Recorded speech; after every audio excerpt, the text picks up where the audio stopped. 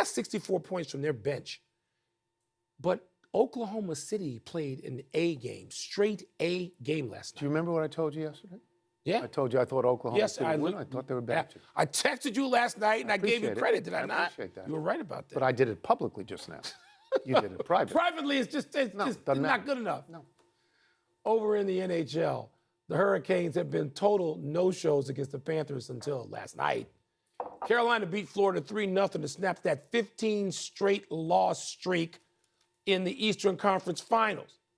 The series now returns to Carolina with the Canes down 3-1. Tony, how much do you think the Canes can actually take from this single victory? So that question does not exist in a vacuum. That question is going to be based on where they go from here in this series. If they win no more games or one more game, then they get cold comfort, only that their statistical disaster in Eastern Conference Finals is over. Yeah. It stops at 15 with 3 sweeps and an 0-3. But that, if they were to win 2 more, if they were to force a Game 7, that's a different story. As you well know, in the history of hockey, there are 4 teams that have gone from 0-3 and won a series. There's nobody in the NBA, and there's the Boston Red Sox in baseball, and that's all there are. But last year, Edmonton was down 3-0 in the finals to Florida and forced a Game 7. So you walk out of there with a certain amount of pride if you get to that point. There are certain things that are hopeful signs for them. They scored first last night. Carolina's 6-0 in these playoffs when they score first. They have killed 8 straight penalties. That's a big deal. Penalty killing is a big deal, and I want to get the goalie's name right. Anderson. Frederick Anderson. Yes. Pitched a shutout last night after being yanked in Game 2 and benched in Game 3. So those are good signs. This is one good sign to me, and I hear you about the scoring first, and that's a fact. There's one good sign. Goaltending, as we know, in the Stanley Cup playoffs, can change everything. Everything. You can ride a goaltender like you ride a great horse, and you can change a series. You can win a series even if everything else is subpar and your goaltending is great. So the question is, how good is Anderson going to be? He only had to stop 20 shots last night, which is not a barrage, but he did it. I'll grant you that. Now, is he settled in now? Are they going to be able to go to him and get the performance they got last night and not the one in Game 2? Because he was benched for Game 3. Right. That's right. To me, Tony, that's the thing that they have to hang their hats on. Let me give you one other thing. And I know they lost early on this. Game 5 is in Carolina. If they get to 7, it's in Carolina. That matters less in hockey than in other sports, but it matters a little. Not quite as matters a dominant. Little, right? Let's go to baseball. Last night, Shohei Ohtani hit the first pitch he saw for a home run. That is the 2nd game in a row he has hit a leadoff home run. Ohtani now has 19 homers. That is the most in the majors. Aaron Judge did not hit a home run last night, but he went 1 for 2, and he raised his batting average to a low .398. Best in the majors, and 48 points clear of the 2nd-place hitter in the American League. Wilbon, these are clearly the 2 biggest stars in baseball. Who do you expect more from the rest of the way, Judge or Ohtani? Tony, more is a difficult word for me. I don't expect more from either. I expect them to continue on because they've shown us they can do this for entire seasons, plural. Yeah. Judge is not going to hit 400. He's not going to hit 395. He's going to come back to the pack a little bit. I think his career high, was what is like 315 or 318. He's not a guy who's going to, he's not Tony Gwynn. No. So he's going to come back. Ohtani's going to do what he does. He's hit 300 twice, but, not a 320 guy. But Ohtani can increase this. He can get to 310, 315. He's going to hit his 48 to 50 home runs. So I'm going to say, to answer the question, it's Ohtani. I am not buying into any of this pitching stuff yet. He pitched batting practice. Mm-hmm. I could pitch batting practice. Mm-hmm. Celebrities go to baseball parks and they like Kevin Costner throws batting practice. I'm not swayed by that yet. Ohtani's going to be great. Will he be a little greater than Judge the rest of the way? Marginally so to me. So here's where we disagree. Not on Ohtani, because I expect more from Ohtani, because I expect Ohtani to pitch. And the pitching means a lot to me when I watched it on television, when he was pitching to the Dodgers. And it was practice, and it wasn't serious. But if you watched it, his curveball went, 5 full feet. And he hit 97 on the radar gun. And it wasn't just that the Dodgers were watching him. The Mets came out to watch him as well, because he is a charismatic figure. So over the weekend, as you know, I watched so much sports on TV. I watched the basketball playoffs. I watched the hockey playoffs. I watched the Indy 500. I watched the senior PGA at Congressional. I watched the regular PGA stop. I dropped in on lacrosse in your honor. Good, thank you. I dropped in on, softball and stuff like that. The most exciting thing I saw, the most exciting thing was Ohtani throwing batting practice. I couldn't get enough of it because of this, Mike. Because if he comes back to pitch this year and he pitches like he did with the Angels, he's going to be the greatest baseball player of all time. And if he comes back this year and pitches like he did with the Angels, the Dodgers have the best shot to be World Series champions, and they already have the best shot. They got the best shot anyway. That's right. They don't need him to pitch. That's right. What I saw at batting practice was guys hitting those pitches, those batting practice pitches. I'm sorry, they made contact. I expect swing and a miss.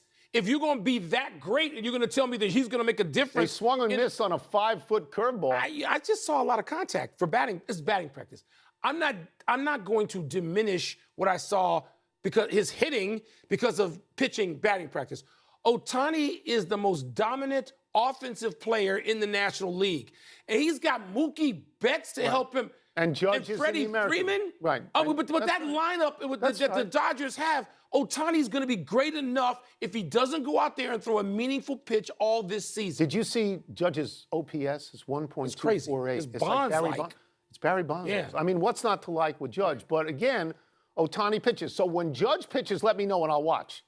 But I want to Ohtani mention, pitches. just real quickly, Ohtani and Judge, they don't lead the majors in runs batted in, neither one of them. Not yet. Want to take a guess? I'll give you $1,000 right now if you tell me who leads. And they better not help you in your ear. You got to go to break because all I heard, the Cubs guy. yeah. Let's take a break. Cubs guy. Let's take a break. Coming up. Seiya Suzuki. Why do the Knicks seem to be more effective with either Karl Anthony Towns or Jalen Brunson on the bench? We're going to ask Tim Legler. We'll also ask him what the Pacers could be missing if Aaron Nesmith is absent from or compromised in tonight's game. The answer 4. to all your questions is somebody on the Bulls or the Bears or the Cubs. Right. Not the Mets. All your questions. Not the Pardon the Interruption is brought to you by... Let's dig back into the NBA playoffs with our great friend, and I mean that, our great friend, Yes. for a long time, Many ESPN NBA analyst Tim Legler. What is Let's this, the start with 1990s? We've been doing this with Legler that long? Let's go over to the Cap Center and do this segment. It's a long It's been a while. Game 4 of the Knicks and Pacers is tonight. Aaron Nesmith is likely a game-time decision for Indiana with an ankle sprain. How important is Nesmith to what the Pacers do? Critical because of his physicality on Brunson. He fights over screens better than anybody they have. It's a big part of defending Jalen Brunson. So his size matters. Obviously, his shooting matters. He had that moment and that once-in-a-lifetime event in Game 1. But aside from that, he's very important with spacing the floor. However, I think there's an opportunity here for somebody else if he is limited or doesn't play in any way. Benedict Mathurin has not inserted himself into this series at all. In fact, in the last 5 games, I think he's got 15 total points. It's a guy that averaged 17 points a game for the Pacers this year. I don't know what's going on with Benedict Mathurin. He's due to bounce out of it. So there could be an opportunity there for him, at least from the scoring standpoint. But you're not replacing what Nesmith does defensively if he's out in this game. Let's go to the Knicks for a second, because there are these numbers that, I don't know, maybe annoy me, that show that the Knicks are better with either Brunson or Towns on the bench, better than they are with both of them on the floor. Does this make sense to you? And if it does, how do you make sense of it, Tim? It does make some sense to me for this reason. When they're both out there together, first of all, it's a prime target to attack the both of them at the same time if you want to get ball screen going. Because neither one of those guys are necessarily in the top half of the league at their position defensively, particularly defending ball screens, which the Pacers set a ton. So Tyrese Halliburton can handpick in this series who he wants to play against when they're both out there together. It's a little harder when one of those guys is off the floor, particularly Towns. Offensively, it also, I think, affects Karl Anthony Towns. You saw what he did in the fourth quarter the other night when he was the primary option. He was the alpha. Everything went through him, top of the food chain. You see what he can do when he gets into a rhythm. It's a little harder with Brunson, the way that he plays. Not that he's not a great player, doesn't deserve all that freedom, but it does affect a guy like Towns. So I can see even their offensive numbers not being quite as good. So it does make some sense. The question for Tom Thibodeau, can you push the right buttons at the right time to stagger all of that with your 7 or 8 guys that you play to get another win and even this up? We've seen the Pacers in a very identifiable pattern. They win the first 2 games on the road in these series. They come home. They lose game 3 at home, but then they come back and win 4 and 5. Does this pattern make sense, and do you see it continuing? I think the Indiana Pacers are in a good spot. Now, clearly, you blow a 20-point lead and a chance to go up 3-0. That's big. That's an emotional change. It feels different psychologically for the Knicks. If you look at the Indiana Pacers through 3 games, and you ask Rick Carlisle, what percentage of those minutes have you played the style that's closest to your identity when you're at your best? He'd say a very high percentage of those minutes. They feel really good about what they can do offensively to the Knicks. They got stagnant in the second half, too much dribbling, too much ISO, not as much ball movement, not as much player movement. That's when they're really good, when they're playing that way. Give the Knicks credit. They jumped on a door, got kicked open. They ran in the room, but the Pacers had some self-inflicted moments offensively. Overall, I think they're in a very good place because they're doing what they want in this series on that end. I'll move to the other series and get you out of here after I just say this. I know what you're saying about Towns and Brunson, but it's counterintuitive to us. Yeah. We just think, well, how can that be? How can it be? All right, so we move. What do you think the Timberwolves need to do differently to beat the Thunder tomorrow and force a Game 6 in Minnesota? Put it all together on the same night, which they have not done one time in this series. Game 1, Randall plays great. Anthony Edwards is just okay, and they can't make any threes. They move forward, Game 2, then it's Anthony Edwards is great. Julius Randle doesn't give you anything. He gets benched in the fourth quarter. Role players still aren't making threes. Game 3, they get the big win. Randles and Edwards both play well. They make some threes. It's a 42-point game. You can't take a whole lot from it. And then you go to last night, Anthony Edwards fairly quiet, Randle no-show. So they haven't done it all. Both those guys have to play well on the same night.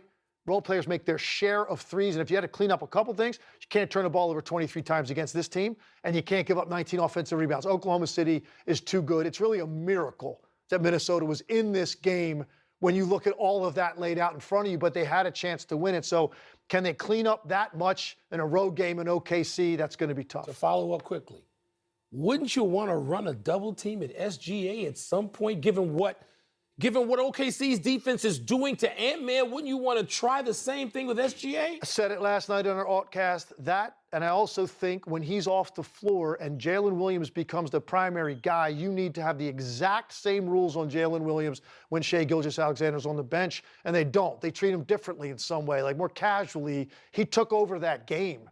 And then Oklahoma City made a bunch of shots later because those two guys were in rhythm.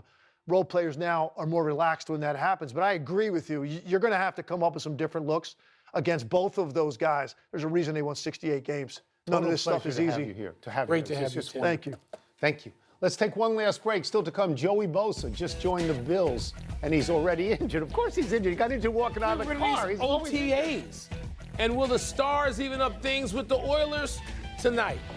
We've never had a guest sit with us on this set. Well, when it was over there. Okay, over there, but we're not over there. Now this is great. The viewer doesn't know whether we're I just here told the or viewer there. we never had this. Maybe commemorate it in some way. A little plaque or something. A plaque. Yeah, we'll have something. Happy time, people. Happy 28th birthday, Daniel Jones. The Giants drafted Jones out of Duke with a 6th overall pick in 2019. Jones started at quarterback early on and was productive as a rookie, completing 61.9% of his passes with 24 touchdowns, 12 interceptions. But Jones never really blossomed into the star the Giants hoped for. His overall record as a starter was 24, 44, and 1. 2/3 of the way through this past season, Jones was benched and asked for and received his release, catching on with the Vikings for a cup of coffee.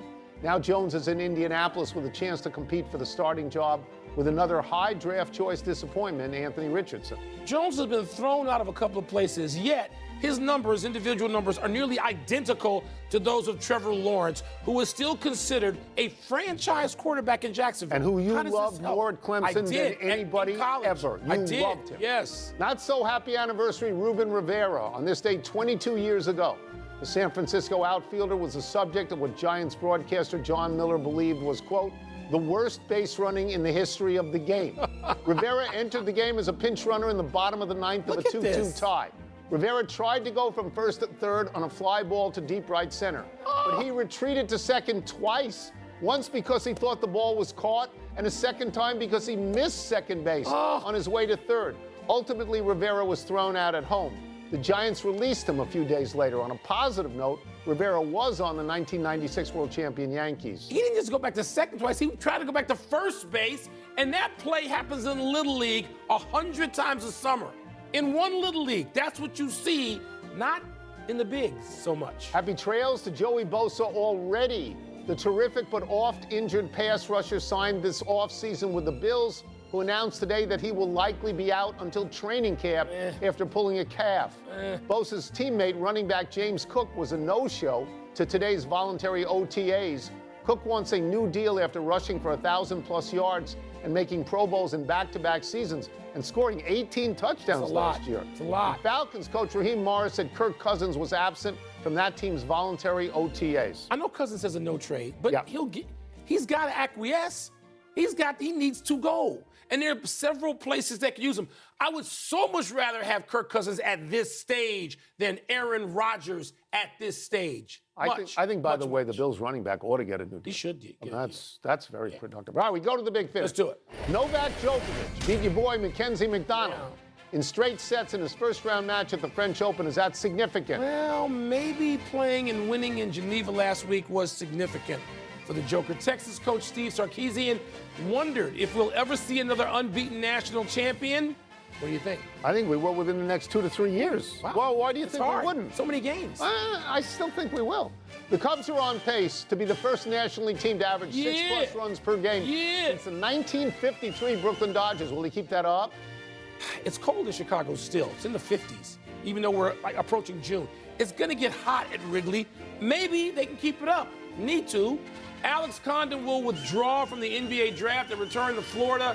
Is that significant? Okay, it's significant if Florida is going to have a shot to repeat, like the last group of Florida, which did repeat, right? It's a big deal. It is. To me. It is. Last one, Stars and Oilers, Game 4 tonight. Who you got? Oilers score a lot of goals at home.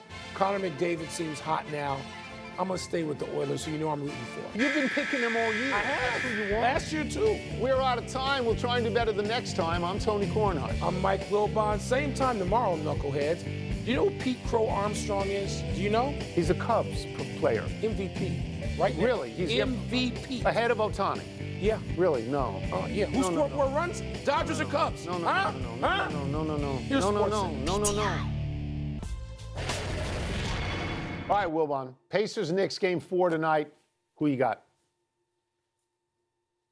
I got nothing for you. I'm torn. If you tell me that Aaron Nesmith is not going to play or is going to be greatly diminished, and therefore Jalen Brunson could just go crazy without expending a lot of energy or nearly as much energy as when Nesmith's guarding him, I'm going to tell you the Knicks. But then if you tell me that Benedict Mathurin, who's been kind of absent, forgotten about in this series for Indiana, can replace his teammate, and he can do it, and he can give you a 20-point game, not maybe the same defense on Jalen Brunson, then I might just swing back to Indiana. But I think, Tony, that game-time decision and what we see from Nesmith is really going to swing this game because it's so close, what we just saw the last game. I think, what did I tell you on your podcast this morning? I think I said I got Indiana winning tonight, but I'm not decided on the whole series yet. If you are waiting on the status of a player and it's a game-time decision, he's not 100%. He's not 100%. He's not right. Not right. 100%. Okay. So if his defense on Brunson is paramount, he's not going to be able to play it the way he has been playing it. I've been a Knicks fan my whole life. I root for the Knicks. I find it so counterintuitive, all these statistics, that when Brunson and Towns are on the floor, they are a diminished team. I just cannot wrap my head around that. Yeah. The other night, Minnesota became the first home team to lose, right?